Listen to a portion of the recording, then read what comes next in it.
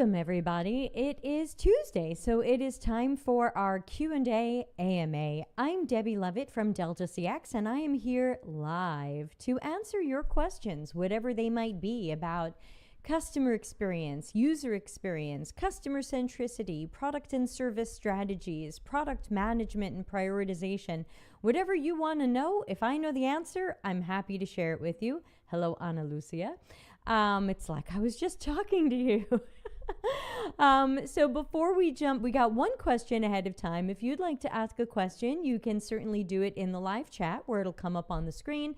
If you'd like to be more anonymous, you can see at the top of the screen, it says deltacx.com/links. You can ask anonymous question there through our Ask an AMA question link. And if you are a mid-level or higher Patreon member, you can ask through our Discord in the queue for AMA.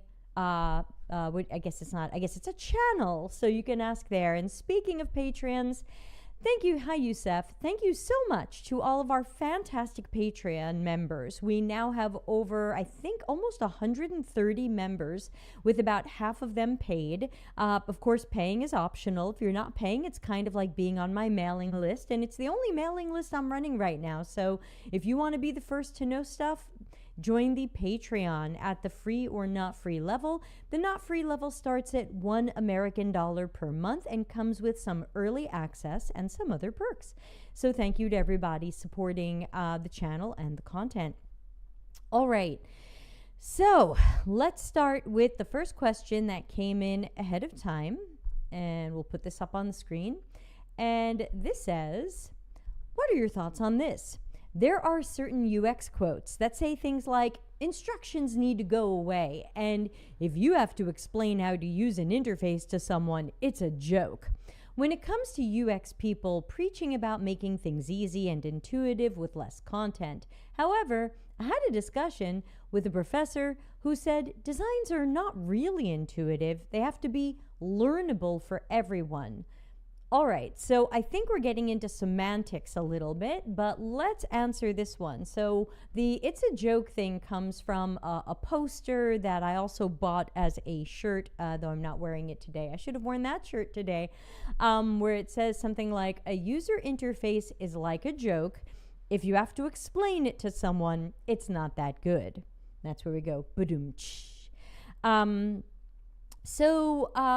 let's talk about what is intuitive and what is learnable. So when I think about what learnable means, it means that it is easy for somebody to learn something. It could be learnable because we gave people training or instructions, which are generally considered not great UX because people just want things to work the way they expect. And that's where intuitive comes in. When we think about what intuitive means, and of course it's a cousin of intuition, it's like we just naturally know how to do this or use this or accomplish this. We don't need training. We don't need instructions. We just can intuit how we would use this or work it or accomplish it. So what's the difference? I would say that an intuitive interface is super learnable because there's almost no learning. It works the way you expect. It's that easy. A learnable interface could also be, we put instructions and tool tips, and we hope you remember this next time. We hope you can make sense of this, bop, bop, bop. So I think that, and Larry and I had this conversation when we were writing his book, Disruptive Research. I hope everybody's reading that one. It's a goodie. We had this conversation around that. Oh, hi, Kamrul. And please feel free to ask questions. Where we talked about, does everything always have to be easy to learn or something else? And so what I think is, because he talked about, hey, what if you're making a complex system for a soldier? Okay, there's only so simple that system's going to be. Systems for soldiers can get complex. Systems for medical staff can get complex. We can still try to design them to be as intuitive as possible, but where they're not going to be intuitive and obvious to use without any training or instructions, Then, where they're not intuitive, they would have to be easily learnable, where hopefully the first time people are trained on it or try it or whatever it is, they go, okay, I probably wouldn't have figured this out without the training, but now I got it. And they don't have to remember it and hold on to those memories for next time. The next time they'll see it, they'll go, oh yeah, right, that's how I do this. If every time somebody sees it, or they don't see it for a while and they come back to it and they go, oh, I don't remember how to do this. Is it learnable? Maybe, but it certainly wasn't intuitive. So I would say this is a little bit of semantics, but it's also a worthwhile conversation, because I think wherever possible, a system should be logical, obvious, intuitive, doesn't require instructions or training or help files. And wherever the system's complexity can't be avoided, and we are stuck making something that might need some help or training or video or whatever, then it should be easy to learn. That would be my suggestion there. That was the only question we got so far. So if you would like to ask a question, you will be next. There is no waiting today. That was the only question we got ahead of time. I do find that these streams get a little quieter as we move towards the end of the year. So if you have questions, please ask them. All questions are welcome. Newbie questions, questions coming from non-UX people about UX, all of these are welcome. Let's see. Okay, Ana Lucia's got some comments. My mom changed phones this weekend from a Samsung to a Xiaomi. I was afraid she would have a hard time getting used to it, so I tried to customize it as much as possible to be as close as possible to what she's used to. Fortunately, this effort on my part did work. I barely had to teach her the ropes. Sure, it's always better when something feels familiar and looks familiar. That's where it's like, oh, this is intuitive. I already know how to do this. I don't have to learn something new. This works pretty much the way I expect. So that helps. The question is, if you customization for your mom, how much of it would she have been able to figure out, even if it meant learning a different way or getting used to a different way? We don't know, because you went the kind and friendly way of helping her land softly with a new phone. But I'm certainly curious, because even though that's Android to Android, Samsung has their customizations of the Android operating system, and Xiaomi might have their own as well. I don't think either of them runs stock Android. I think they run their own. I'm on a Samsung phone, so I've got the One UI kind of thing as well. So I get that. Anyway, we've got lots of time here together. So if you have a question, you can ask it. Again, I am watching the questions in the live chat and the comments. Live chat on LinkedIn, on YouTube, and even on Twitch. And then we also have deltacx.com/links if you'd like to use the AMA link to ask a question anonymously, which will come into my email. So I'm watching that here. Otherwise, while we're waiting for questions, I'll tell you about some of the free webinars that are coming up here. Don't forget, you can sign up for them at cxcc.to/events. Okay, that's over here. And please subscribe to our YouTube channel as well. And if you'd like to join the Patreon and be the first to know stuff, even if you're joining at the free level, please do sign up to the Patreon. So let's see. Thursday is our mid-level Patreon and higher AMA, where we do another one of these, but for some of the paid members. Friday is supposed to be practicing critical thinking stream on our other channel, Delta CX, but I only got one thing. So if I don't get more things, I'll probably cancel that. So before I talk about what we've planned for late October and November, we have a question from Kamrul. And sorry that I'm not good at pronouncing people's names. Thank you for your patience. And let's put this question up on the screen on the big fake Post-it note. Okay. Okay, we have a question about emerging trends. What emerging trends do you see shaping the future of product management and customer experience? Ooh, this is a good one. Certainly there's the trends that I see, and then there's the trends I wish I saw, which probably are not the same thing. But let's talk about two trends that I see. Well, one trend is certainly AI. It's hard to get away from AI right now, but I think that the trend is going to be, oh my God, play with as much AI as possible and try to use AI for everything. And then I think it's going to kind of settle down a little bit where we're going to go, okay, that was fun, but not all of that went well.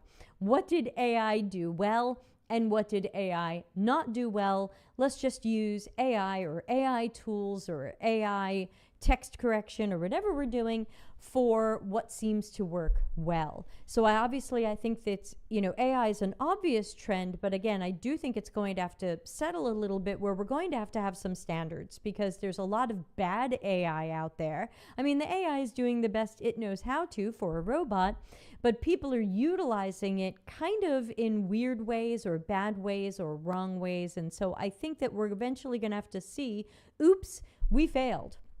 We took some advice that AI gave us. We tried some things that AI said our customers would like. Our customers didn't like them. Okay, maybe AI is not the right place to get this advice. So, that's going to have to curve out. I think the other thing that I'm seeing, certainly more for customer experience and user experience, is for the last few years, we've had a real flood of people. Again, it's another curve smoothing out trend prediction. We've had a flood of people trying to get into CX and UX. They've done boot camps and university degrees and self-study and short courses like Google's Coursera course. Nearly 900,000 people have signed up for Google's Coursera UX course. But if you look on LinkedIn, there's 6,000 jobs? And how many of them want complete newbies? Nearly zero. So there's going to have to be some sort of smoothing out of this curve as well, where this flood of people who are trying to get into these jobs might realize, there really isn't a clear way in for most people. And maybe this isn't the right job for me. I think I should pick something else. So I think we're going to see less of a flood of people trying to get into CX and UX because the standards right now are high and the door feels closed. And that's going to have to change when we get better leaders who open the door to more newbies. It's so strange that companies want to train product managers to do UX, but they don't want to bring in newbie UX and CX people and train them. Something doesn't add up here. If you're willing to train a product manager to do UX, why aren't you willing to train a junior UXer to do UX? Just doesn't add up, not logical. Product manager probably doesn't have time and might not even have the right background, talent, skills, personality for CX or UX. So, that's a separate conversation. As for some of the trends that I hope to see, I really hope to see accountability. That's my big wish. If we could ask Santa Claus or whoever you believe in for one big wish this year, it would be accountability. Because I think if more people and teams were in some sort of trouble when they made bad decisions, made avoidable mistakes, treated each other badly, when team members stepped on each other's toes and did each other's work badly. I mean, can you imagine a UX person saying, well, I'm going to write some code, writing bad code, and then not getting in trouble for it? But yet that's the kind of things that are happening on teams right now, where people say, well, I'm just going to do some research. Sometimes they do bad research. They're not in trouble for it later. We make decisions based on this bad research. Someone should be in trouble. So my big wish for a fresh trend would be accountability. It would be trying to reduce failures. Instead of going, hooray, we have lots of failures, we must be good at product management or good at learning things. I want someone to say, whoa, we have a lot of failures, we're getting something wrong. And learning is nice. It's a silver lining to a storm cloud of poop, but we need to do better to make sure we are failing less. So those are some trends I'd like to see, but I'm not sure if they're coming. I would like them to come. Ana Lucia said, I watched yesterday's webinar when I got home, the one about AI and UX. So good. Thank you. I enjoyed it too. It's available right now on our YouTube channel, CX-CC, for our Patreon members. So if you are a paid Patreon member, you have access to yesterday's webinar. In 2 weeks, it'll go live for everybody. So that's some of the fun early access you get with Patreon. And then Ana Lucia said, I have a friend doing a PhD about machine learning and AI, and I immediately told him that a lot of his colleagues should check it out. Yeah, we had great guests yesterday from a company called SEP, hashtag not sponsored, and wow, they really know their stuff. I saw them speak at a conference in May, and I knew I had to have them on the show. It's like, who knows more than they do? You know, just amazing, smart, interesting people, and super experts who could answer any question. And we love those types of people on this channel. So yeah, thanks for watching that. Yeah, hopefully that answers your question, Kamrul. That's what I see coming in the short and long term. You know, for product management, I really hope we just see more accountability and more care about failures. I think we should see fewer failures. I don't know why we're failing so much and in so many ways and then going, yep, that's product management. Just fail all the time and throw another guess out there, run an A/B test, guess again. I think, I can't say this is a trend yet, but I hope that we will stop guessing so much. Thanks. Thank you. Let's see. We don't have any other questions right now, but all questions are welcome. And guess what? They're free. You are not being charged. I think of this as our global mentorship and coaching time that I'm not charging for. Yes, this is the color of my drink.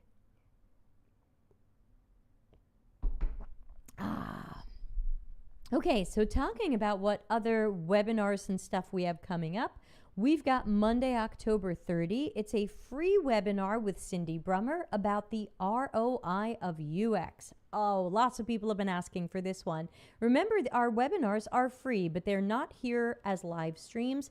They are in Google Meet. So you have to go to the events calendar and grab that Google Meet link. You can also catch it in our Slack or Discord in the live events channel, or you can, of course, RSVP. Ooh, it's a heavy rain. I hope my internet stays on. Can you hear it? I don't know if anyone can hear the rain. That's a heavy rain. Hello, LinkedIn user. Good to see you. It says LinkedIn user. Who is this? So that's October 30. You please RSVP. You're not put on a mailing list. You're just RSVPing so my calendar system can remind you. I don't take your email address from that. Tuesday the 31st, I'm not dressing up for Halloween, though I can upon request. Is there anything people would want me to dress up as? We're doing this again, since we do this every Tuesday, though in 2024 I'm thinking about changing our schedule for what times these are. So watch your calendars. Hi, Pamela. Okay, then that's a great microphone because that's a pretty loud rain. Let's see. Ana Lucia says, it's a bit weird that people are saying the IT market is shrinking and trying to cut costs by doing layoff, but then they're all about assumptions and failing fast. These are opposite views. I agree. Kamrul says, I have another question. That's great. Let's copy and paste your question into what will end up being our YouTube description for this video, since it is live on YouTube, Twitch, and LinkedIn. Kamrul says, so what role does customer feedback play in your decision-making process, and how do you ensure a continuous feedback loop for ongoing product improvement?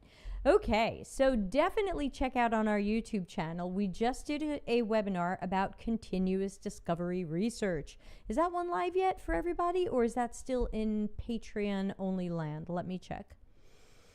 No, that is episode 204, and that is available to the public. So you can go to YouTube, write Delta CX 204, it'll probably come up, or CXCC 204. So that's a little bit about continuous discovery research, but let's talk specifically about, I forgot to put the question on the screen. Paste. It's a copy paste world here. Here we go. All right, so let's put up some graphics on the screen. Let's see if I can make that work. I didn't set these up ahead of time, so let's see if they work. Here we go. All right, so where do we get information from users? there's two key places in a human-centered design process where we need to interact with our target audiences, whether they are customers, users, partners, whoever's in our ecosystem. We'll just call them customers for short, but we need to interact with people in our ecosystem. Okay, am I pointing the right way? No, this way. Okay, so where is that? First one, up here. The top of my screen says research, generative and evaluative. And then closer to my head over here, it says testing, evaluative and usability. These are key moments in our human-centered design process where we get information from our target audiences. The early research, which is often called generative, exploratory, discovery, is where we are trying to discover, explore, and generate evidence, data, and knowledge about our target audiences, whoever they might be. This is usually behavioral research. We want to understand who people are. How do they do this now outside of our system? What are their perspectives, mental models, needs, problems?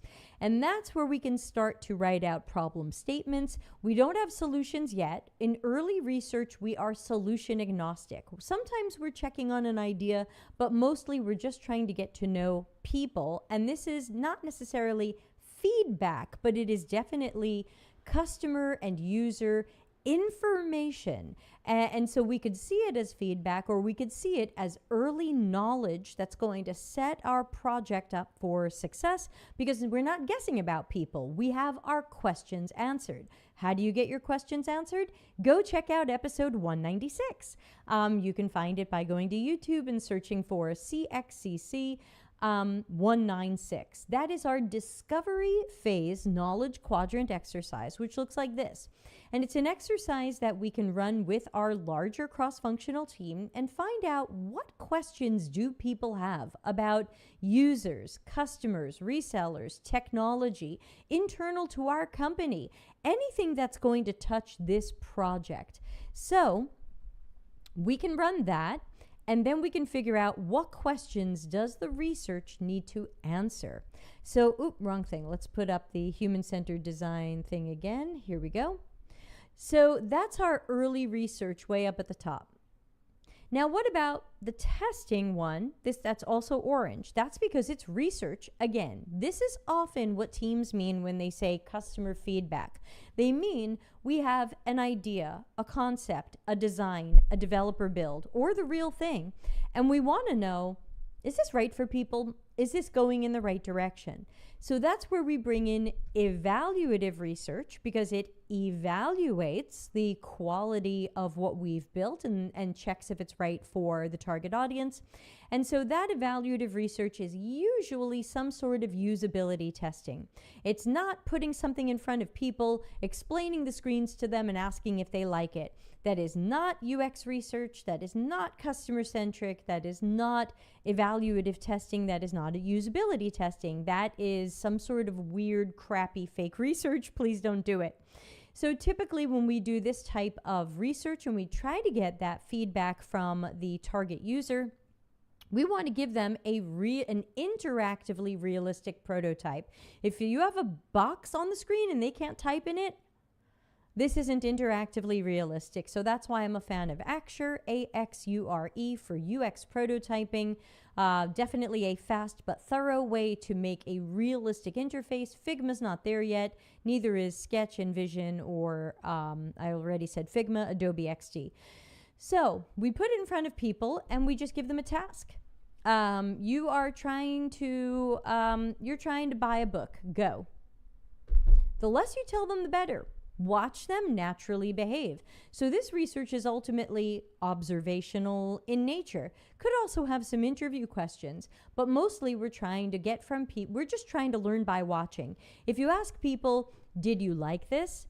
I never ask them that because I don't care about the answer. If I watch people stumble through the process and get things wrong, I don't care if they liked it. I don't care if they score it easy on a survey.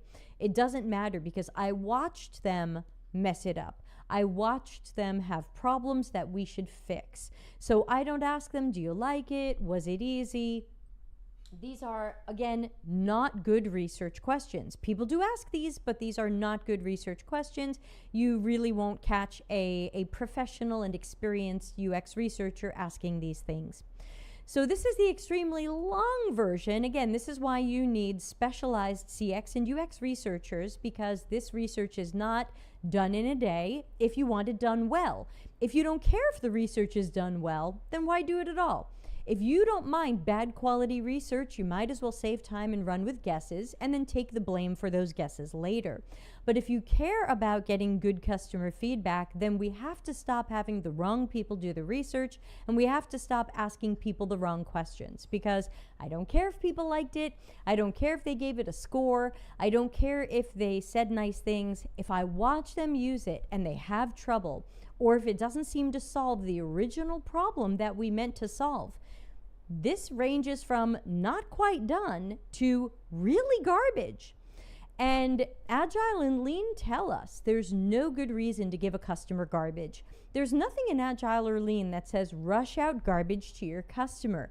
Most of the rush out garbage to your customer stuff came from the Lean Startup book, but it's not Agile. And it's not Lean. Even the Lean Startup book is not Lean. If you study what Lean originally was before the Lean Startup made us think it was something else, Lean was about minimizing defects, reducing mistakes, being more efficient by being better, delivering higher quality and value to users. Value the way they define it, not the way you define it. So, how do we get more feedback from users? Have professional, qualified researchers doing good evaluative and usability testing so that we know and we're not guessing or assuming. And we're also not giving a green check mark to a crappy design or a bad idea. That's just going to waste money later. We might say, hey, look how fast we got it done. We got it out there. But if customer support is burning time on it, that's money our company is wasting. If people are downgrading or leaving or complaining, that's money we're losing. So we have to start looking at the bigger picture of stuff and not just how fast can we get something out, because I ultimately don't think that's good product strategy or product management. That's just how fast can we go. But if we think about things even like factory assembly lines don't turn the machines up to the fastest speed they can go.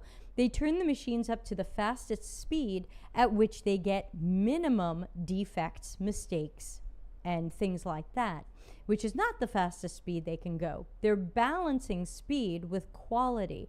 It doesn't make sense to turn your factory machines to the fastest they can go and have 20% of what comes off the factory line be defective garbage. We should be doing the same with our software and digital experiences. Come rule, that's the long version. I hope that was helpful in some way.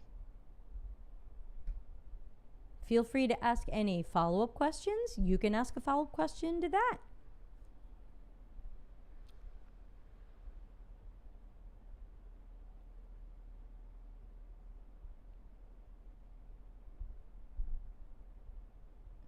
Just checking my email to see if anybody sent in an anonymous question through deltacx.com/links, and I don't see an anonymous question, so that means I'm going to keep talking to you about some of the stuff that we have planned over in the events calendar. So we talked about October 30, the ROI of UX. October 31, another one of these Ask Me Anything sessions. Wednesday the 1st. We're going to be doing another free webinar. That's 2 in 1 week. I'm trying to pack in a few more before we all fall asleep for the holidays in mid-November. And I'll be doing a webinar based on an article I wrote a couple of years ago. It's about how can we do research without a hypothesis? And can we do research when we don't yet have a product or an idea? Because the answer is yes. And I'll be talking more about that on November 1st. Remember, that's a free webinar. It's live in Google Meet, and then we record them. They go to Patreon paid members first, and then they end up on the YouTube channel for everyone to enjoy. Let's see, then I'll be in Lisbon, Portugal, doing some live stuff there, which you can definitely sign up for. The full day workshop on Saturday, November 4 is completely, it's in person and remote, so it's hybrid. And you can sign up for it. I don't have the URL handy, but I bet you can Google for it. Google for Levitt, Lisbon, November 4, and probably Eventbrite. It'll probably come up. Let's see. Monday, November 6th, we are doing, another fun webinar with Steve Johnson, our product management expert. He'll be here Monday the 6th, and we are going to tell some war stories about wild and bad research we have seen done by people with all kinds of job titles. So we're not picking on any job title in particular, and we're going to talk about how we believe that research should have been done instead. And we may or may not agree, but it'll be a fun discussion. Tuesday the 7th, we've got this again, Ask Me Anything, with a special guest who has been here before. Greg Marinelli will be our guest taking your questions. And let's see. Then, let's see, mid-November, what's this one? I'm really excited about this one. Freaking mark your calendars. November 13, Monday, November 13. I'm so excited. We have an accountant coming on to talk about being a contractor and freelancer. Now, this person is American, so this person's going to focus on some of the American things to think about from a finance and tax perspective when you are a freelancer or contractor. But if you're working with American companies, then this is important. Or you might be able to translate some of this advice for the country that you live in, because I'm sure in general it will be some good financial advice for people who are freelancers and contractors. So mark that calendar or RSVP on our events calendar. That is a goodie. And then that's probably going to be our last one for a while, because then we're going to just fall lazily into the holiday season, and then we'll pick it up again in mid-January. But we'll still do these office hours during the holiday season, so that if you have a burning question, I am here to answer it. Okay, so we're about halfway through the show. If people don't have any more questions, we can certainly end early today. Everybody loves a shorter video to rewatch later.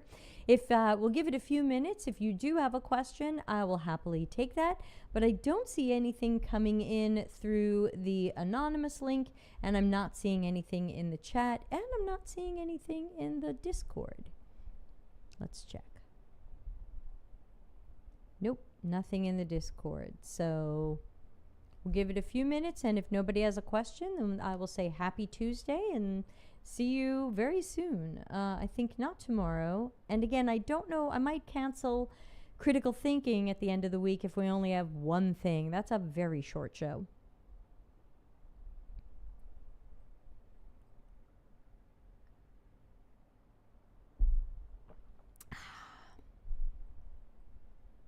Yes, the excitement of a live show with nothing to talk about. So please excuse me that we have a lull in the live show. I find we get more lulls as we get closer to the end of the year.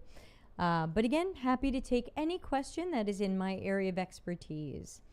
All right, we've got one from Ana Lucia. Let's copy paste that. All right, this one says, do you have any actionable advice regarding transferable skills to UX research? This is a tough one. There's a lot of divided opinions about what's a transferable skill and what isn't.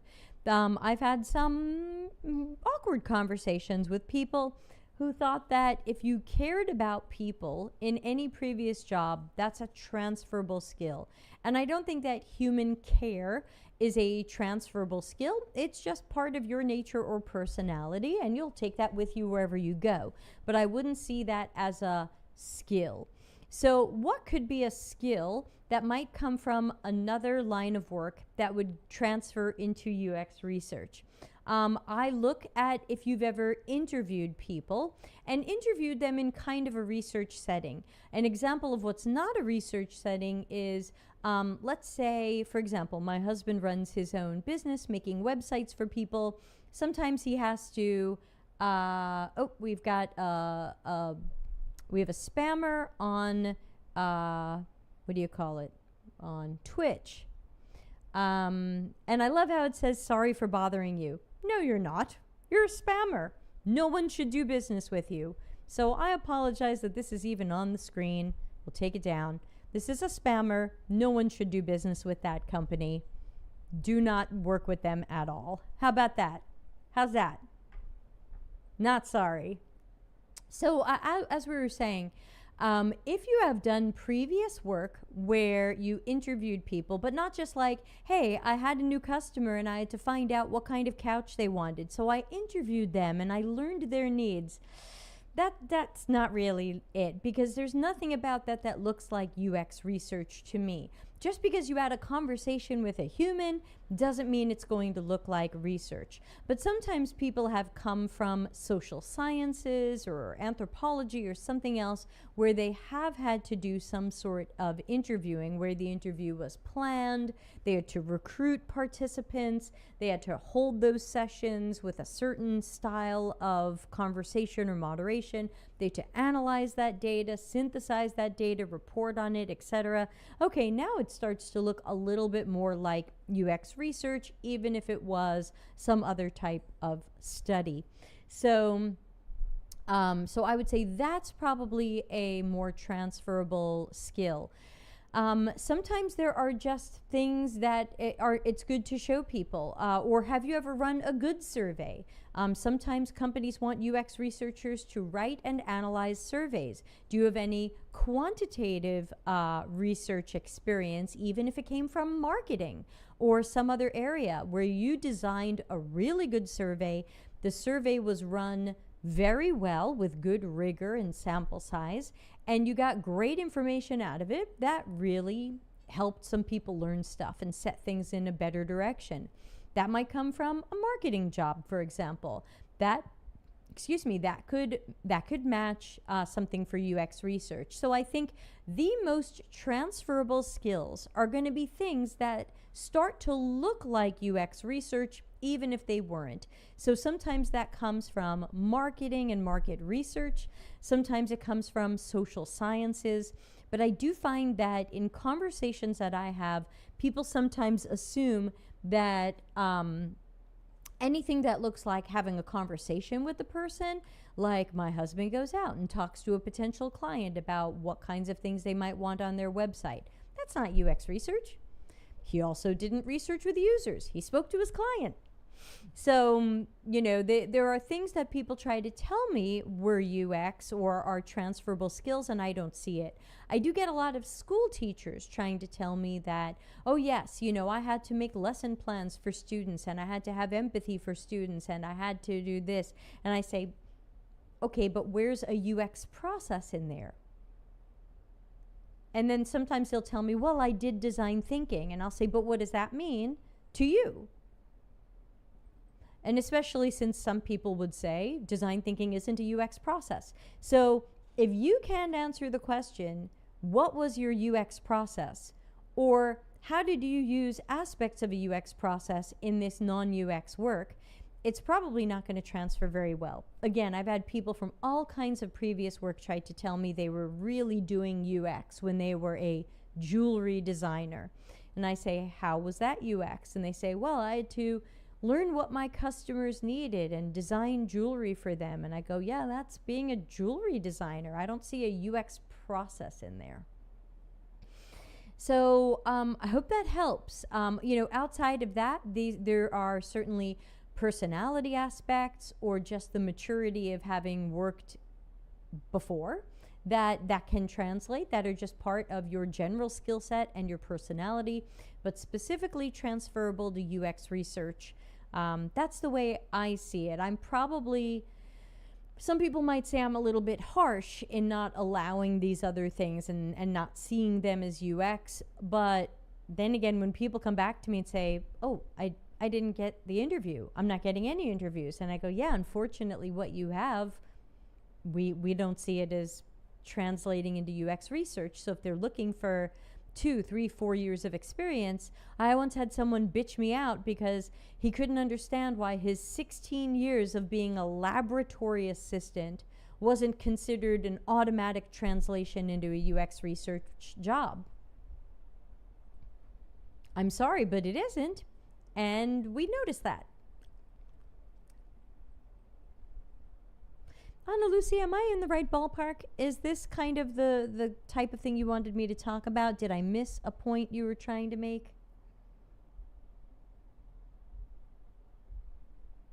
Hopefully I hit it directly, even though I know the news isn't great.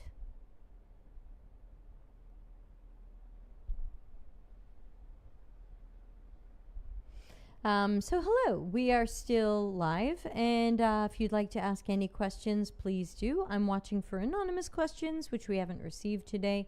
If you'd like to answer a question, I'll hang out a few more minutes. If we don't get one in the next few minutes, I'm happy to wind this down a little bit early. But remember, I do this nearly every Tuesday of the year. I don't know what that flash was.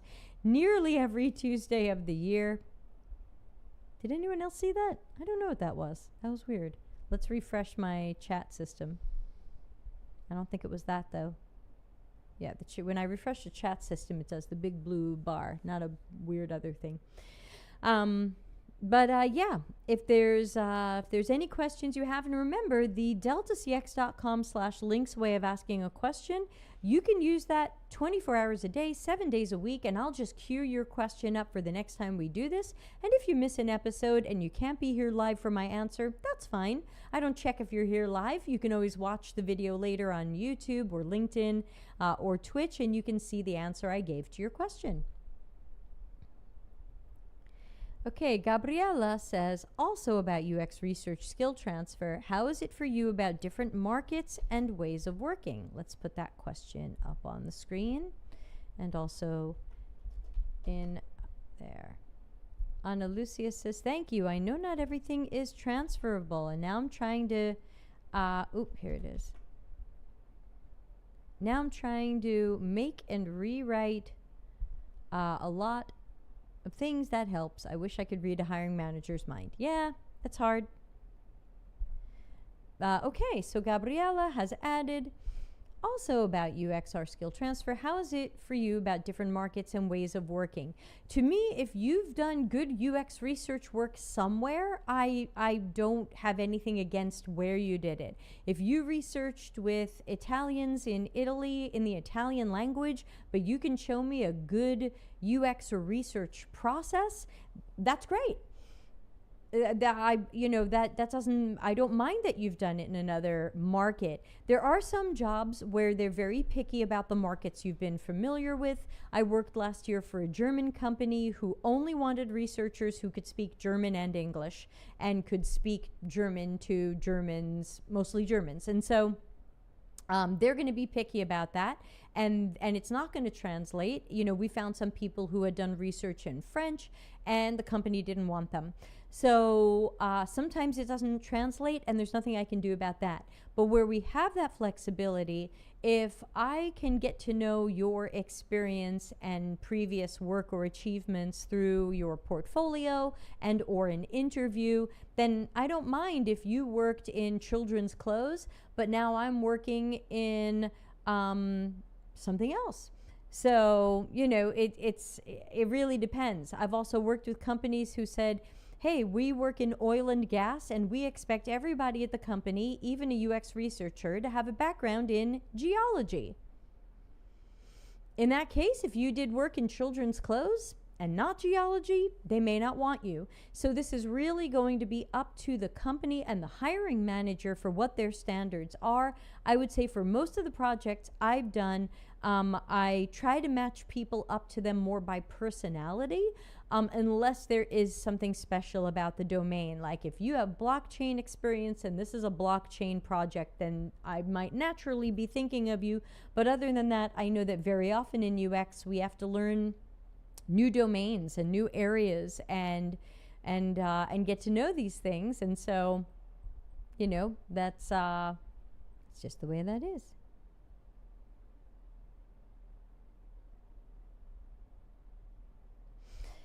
I have an email, but it's not from you, from any of you.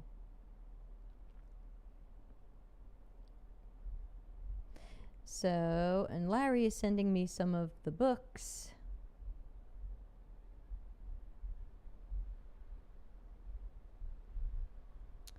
So yeah, if you haven't started Larry's book, please do. It's called Disruptive Research by Larry Marine. You can find it on most Amazons, and you can also find a digital download that you can buy from our website. The short link there is deltacx.link/DR for Disruptive Research. I got caught in my own URL shortener for a moment. deltacx.link, my URL shortener, /lowercase d lowercase r for Disruptive Research. So yeah, check it out if you haven't yet. Pew pew. What else? Usually I stay here for an hour. We've been going for about 46 minutes. So says my TV studio in a box. If we don't have any other questions, we can certainly wind down. If you do have a question, put it up, send it over. Let's have it. Doesn't look as rainy out. And the internet stayed on, so I think we're winning.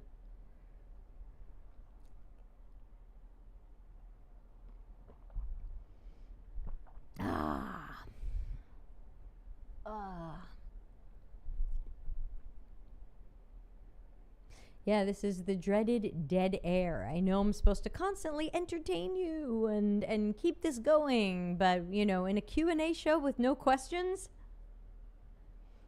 and I can't sing you a song because then I'll get a copy strike on YouTube. So, if you want to sing a song, just write some lyrics in the chat and we'll consider that you singing a song. Oh, excuse me. It must be 3 o'clock. Thank you, Gabriella. Yeah, I do this every Tuesday. So feel free to drop by and ask any question. Ana Lucia says, I'm almost done with the book. It's so good. Precisely what I've been thinking about for months, and it's so good to understand I'm not dreaming or rambling about something. Yeah, that always helps. So yeah, Disruptive Research is certainly recommended. I'm the ghostwriter on this. I just help Larry get some of his ideas onto paper and organize them. It's Larry's Content and Universe. If you're interested in reading something I've written, Customers Know You Suck. Sorry, some of it is blue screening out, but there you go. Customers Know You Suck is my most recent book. And that's a little bit more about customer centricity and doing better for our customers.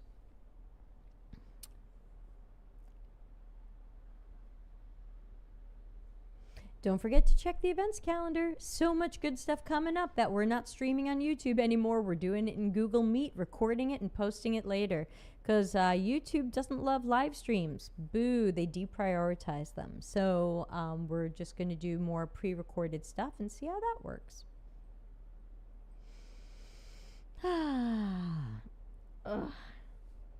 Oof. Crackly neck. Anybody else?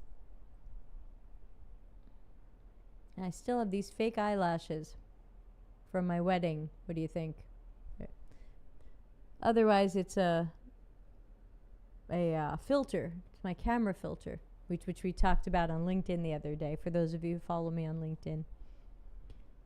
That's some pretty good AI if you think about it, right, Ana Lucia? The AI of the camera filter having to make the filter changes on me as I move and talk. That's pretty good. That was a nice surprise. All right, so maybe we wind down a few minutes early today. Thanks to everybody who joined in, especially some new friends. Please do subscribe over on YouTube at the CX-CC channel, which is Customer Experience, Customer Centricity.